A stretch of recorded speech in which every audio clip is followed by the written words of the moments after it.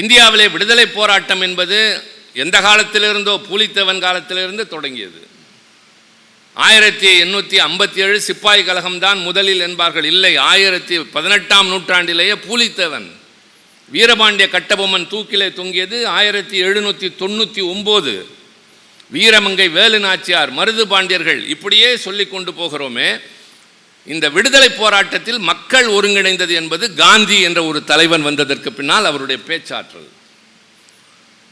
அறிஞர் அண்ணா என்ற ஒரு தலைவன் வந்ததற்கு பின்னால் தான் தமிழ் புத்துணர்ச்சி பெற்றது. பெரியார் பிறந்ததற்கு பின்னால் தான் சமத்துவம் மலர்ந்தது. நீ யார், என்ன ஜாதி என்று கேட்கிற வார்த்தை நின்று போனது பெரியாரால். நான் டெல்லியில் சந்திக்கிற சில நண்பர்களோடு தனியாக பேசுகிற போது சொல்வேன், உங்கள் பெயருக்கு பின்னால் சர்மா இருக்கிறது, அவர் பெயருக்கு பின்னால் யாதவ் இருக்கிறது, இவர் பெயருக்கு பின்னால் சட்டர்ஜி, முகர்ஜி, பானர்ஜி எல்லாம் இருக்கிறது. எங்கள் ஊரில் எங்கள் பெயருக்கு பின்னால் சாதி இல்லை, பல்கலைக்கழகத்தின் பட்டம் இருக்கிறது.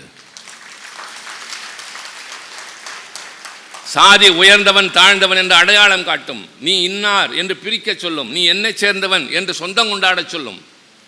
ஆனால் பல்கலைக்கழக பட்டம் என்பது எங்கே சென்றாலும் ஒருவனுக்கு அங்கீகாரத்தை தரும். அது என் மண், எங்கள் திராவிட இயக்கம் உருவாக்கிய வரலாறு என்று சொல்வேன்.